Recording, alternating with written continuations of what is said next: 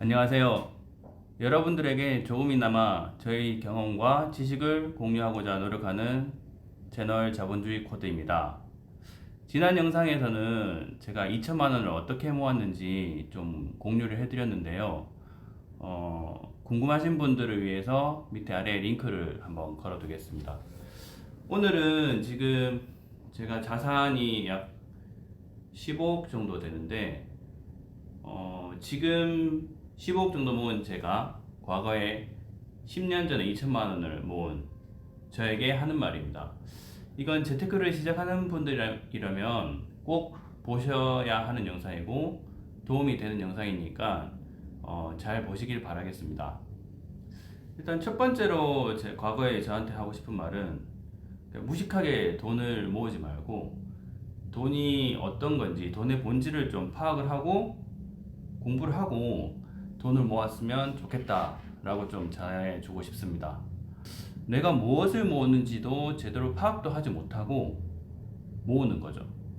돈에 대한 진정 가치를 모르고 이제 돈을 모으니까 제가 생각할 때 만약에 돈이 무엇인지 알면 훨씬 더 빨리 모을 수 있는데 그런 것들이 좀 안타까웠죠. 일단 돈의 본질에 대해서 제가 좀 알려드리면, 돈의 본질을 알려면 일단 우리가 과거에 어떤 형태로 그 필요한 물건을 얻었는지 이것을 좀 알아야 될 것 같은데요. 우리가 필요한 물건을 얻기 위해서 과거에는 우리가 가지고 있는 물건과 우리가 가지지 못한 필요한 물건을 가지고 있는 상대방한테 가서 이렇게 물건을 교환하는 방식으로 좀 얻을 수 있었던 것 같아요, 물건을. 그래서 물물 교환 방식으로 우리가 필요한 물건을 얻었죠. 내가 가지고 있는 물건과 상대방이 가지고 있는 물건을 좀 바꾸어서 그렇게 물건을 얻었던 것 같습니다. 그러다 보니까 사람들이 굉장히 귀찮아지고, 이건 물건을 계속 들고 다니면서 교환을 해야 되니까 좀 시간도 많이 걸리고 그랬던 것 같아요. 그래서 보통 지금도 그렇지만 사람들이 편해지려고 하는 욕심이 있잖아요. 그 욕심을 채우기 위해서 지금 현재 화폐 시스템이 만들어진 것 같아요. 옛날에는 그런 기준이 있었죠. 소금, 쌀, 이런 조개 껍데기 이런 것들을 가지고 기준을 잡아서 내가 필요한 물건을 소금 한 봉지에 뭐 어떤 걸 바꿀 수 있다든지 이런 것들이 있었던 것 같습니다. 그래서 이게 점점 발전을 해서 과거에 뭐 금화라든지 은화라든지 이런 것들로 거래가 되었던 것 같아요. 결국에는 이런 돈은 사람들이 어떤 것을 그 물건으로 교환하기 귀찮으니까 그 기준을 잡고자 점차 발전을 하였고 그게 화폐가 되었던 것 같아요. 옛날에도 보면 그 금을 가지고 있었던 사람들이 금은방에 금을 맡기고 그 전표를 금은방에 금을 맡긴 그 증거물로 전표를 받았는데 그 전표를 가지고 막 거래를 많이 했었죠. 왜냐면 금이 계속 무거웠으니까. 그 전표를 가지고 언제든지 금은방에 가서 금을 바꿀 수 있었으니까요. 그렇게 점점 발전이 돼서 지폐가 되고 동전이 되고 화폐가 되지 않았나 싶습니다. 한국은행 홈페이지에 가면 이런 이야기가 있습니다. 돈이란 사람의 시간과 노력을 아껴주는 그런 가치 교환의 수단이다. 가치 교환의 수단. 그래서 제가 생각했을 때 그 돈에 적혀 있는 그 숫자는 숫자 자체가 어떤 기준을 정해주는 그런 추상적인 숫자인 것 같아요. 그래서 그 화폐의 숫자에 너무 연연하지 마라. 그리고 정말로 돈을 많이 모으고 싶으면 이 화폐의 본질을 파악을 하고 화폐랑 교환을 할 수 있는 어떤 가치 있는 자산을 좀 아니면 물건을 좀 많이 모으는 게 훨씬 더 효율적이다라는 것을 좀 과거에 저한테 이야기를 해주고 싶어요. 그리고 두 번째로는 자본주의 시스템에 대해서 공부를 좀 더 했으면 좋겠다. 자본주의 시스템, 자본주의라는 걸 이제 인터넷에 검색을 한번 해보면 여러 가지 정의가 나오는데요. 뭐 화폐 제도의 다른 말이다. 그리고 뭐 사유재산의 뭐 사유재산을 확립하는 그런 제도를 바탕으로 하고 있다. 그리고 그 어떤 모든 물건과 서비스 그런 재화들의 가격이 성립되어 있다. 그리고 뭐 이윤 창출 그리고 그런 이윤 활동을 목적으로 상품을 생산하고 서비스를 생산한다. 그리고 우리 노동력 그러니까 시간을 바꿔서 이런 돈을 벌 수 있는 이런 노동력이 상품화가 된다. 뭐 여러 가지의 정의가 있습니다. 그래서 이거 쭉 보면 저희가 생각을 해보면 이 자본주의에서 가장 조금 근간이 되는 기준이 되는 거는 화폐, 돈입니다. 돈. 그래서 돈이 어떻게 만들어지는지 좀 유통 과정 그리고 만들어지는 생산 과정을 좀 공부를 해라. 그게 과거에 저한테 꼭 하고 싶은 말이고 재테크를 처음 하시는 분한테 꼭 해드리고 싶은 말씀입니다. 결국에는 통화라는 거는 본원통화와 신용통화 이 두 가지로 나눠지는데 이 본원통화와 신용통화가 만들어지는 방법이 각각 다릅니다. 첫 번째 본원통화는 우리나라 중앙은행이 발행해서 시장에 공급하는 통화입니다.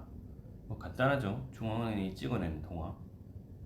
그리고 두 번째 신용통화는 우리나라 사람들이 이제 이런 돈이 유통되는 과정 속에서 노동력과 돈을 교환을 해서 돈을 벌거나 그런 돈을 가지고 은행에 맡긴다면 그 은행에서 이제 대출을 통해서 다른 사람들한테 돈을 빌려주는 이런 과정에서 생기는 게 신용통화입니다. 신용카드로 생기는 통화도 마찬가지 신용통화로 말씀을 드릴 수 있고요. 대출로 생성되는 것도 신용통화라고 말씀드릴 수 있습니다. 예를 들어서 우리가 은행에 100만 원을 맡겨둔다면 그 은행은 100만 원을 가지고 우리한테 예적금 이자를 주죠. 즉 이자를 주는 대신에 은행은 그 100만 원을 가지고 다른 사람들한테 대출을 해줍니다. 그럼 우리는 100만 원도 꺼낼 수 있고 대출 받은 사람도 예를 들어서 50만 원을 대출 받았다. 그럼 50만 원도 언제든지 쓸 수 있는 거죠. 그래서 우리가 쓸 수 있는 돈 100만 원, 그 사람이 대출 받은 돈 50만 원, 이 150만 원이 이 시장에 풀려 있는 겁니다. 그래서 시장에 돈이 점점 많아지면 과거에 100만 원만 있을 때 100만 원만 있을 때 예를 들어서 부동산이 하나다. 그러면 부동산 가격이 최고 올라갈 수 있는 그 가격은 100만 원밖에 안 되는 거죠. 하지만 신용통화로 대출을 통해서 50만 원이 더 시장에 들어가게 된다면 시장에 150만 원이 있기 때문에 부동산 가격이 최고로 올라갈 수 있는 가격은 150만 원이 됩니다. 뭐 여러 가지 이제 뭐 규제나 이런 여러 가지 요인들이 있겠지만 단순하게 생각을 해본다면 이런 가격이 형성되는 과정 그리고 우리 그렇다는 거죠. 시장에 풀려 있는 돈이 굉장히 중요하다. 그래서 자본주의 시스템을 좀 공부를 해야 된다. 그렇게 좀 말을 해주고 싶습니다. 그리고 세 번째는 사람들의 욕망을 잘 파악을 해라. 예를 들어서 이렇게 좀 생각을 해볼게요. 욕망이라는 거는 그 사람이 하고 싶은 거입니다. 그 사람이 하고 싶다라는 거는 뭐 예를 들어서 저 같은 경우는 뭐 축구를 좋아하고 독서를 좋아하고 그리고 자는 것도 좋아하고 여러 가지 취미 활동 이런 것들을 좋아합니다. 뭐 골프도 칠 수도 있고 그래서 이 모든 것들을 하기 위해서 욕망 자아 실현을 하기 위해서 필요한 게 지금 자본주의 시스템에서는 돈입니다. 돈. 그럼 우리는 이런 걸 해소를 하기 위해서 돈을 쓴다는 건데 대부분의 사람들은 이 욕망을 해결하기 위해서 돈을 쓴다는 거죠. 그러면 욕망을 쫓다 보면 사람들이 어떤 걸 원하지? 이런 것들을 자꾸 생각을 하다 보면 돈이 어디로 쏠릴지 좀 예측을 할 수 있다는 거죠. 중요한 거는 욕망을 쫓아가면 돈의 흐름이 보인다는 거죠. 실질적으로 돈의 흐름을 볼 수 있는 방법은 여러 가지가 있는데 뭐 욕망을 쫓는 게 제가 생각했을 때는 최근 느낀 것 중에서는 좀 가장 큰 깨달음이었던 것 같아요. 네 번째로 말씀드릴 거는 목돈이 모이면 차를 사지 말라. 제가 과거 2천만 원 모았을 때 목돈을 모으고 나서 특히 남자들은 다 그럴 거예요. 제가 2천만 원으로 차를 샀습니다.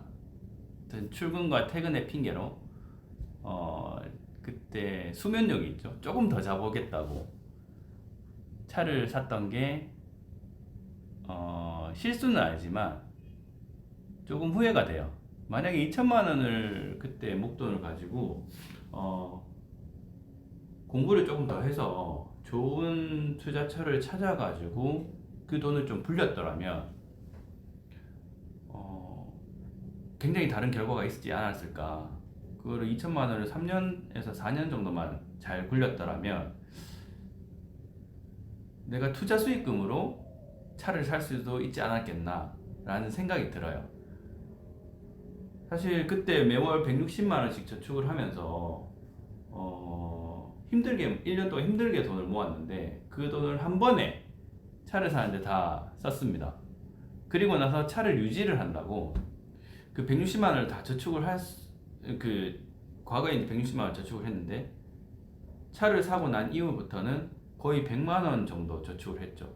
거의 한 30에서 40만 원 정도의 이상의 유지비가 들어갔어요. 그래서 목돈을 만들어서 차를 사는 것보다는 조금 더 가치 있는 차 같은 경우는 뭐 물론 필요합니다. 굉장히 필요하지만 내가 그때 당시에 젊었을 때는 조금 고생을 해도 되지 않았을까. 그리고 차는 사는 순간 감가상각이 되죠. 계속 가치가 점점 떨어진다는 거죠. 근데 내가 대신 그 차를 살 돈으로 다른 희소성이 높은 가치가 있는 물건이나 어떤 재화에 투자를 했으면 지금 그 2천만 원이 3, 4년 뒤에 똑같은 2천만 원, 그러니까 기준이 똑같은 2천만 원이 되지 않았을 거다. 훨씬 더 많은 돈이 되지 않았을까. 그래서 특히 이건 남자분들에게 말씀드리고 싶은데 꼭 목돈이 모이면 차 사는 거는 한 번, 두 번, 세 번까지 생각을 해보고 정 필요하시면 차를 사셔라. 물론 이제 제가 차를 사고 지금까지 10년 이상 잘 타고 있지만 꼭 이거는 해드리고 싶은 말씀입니다. 예.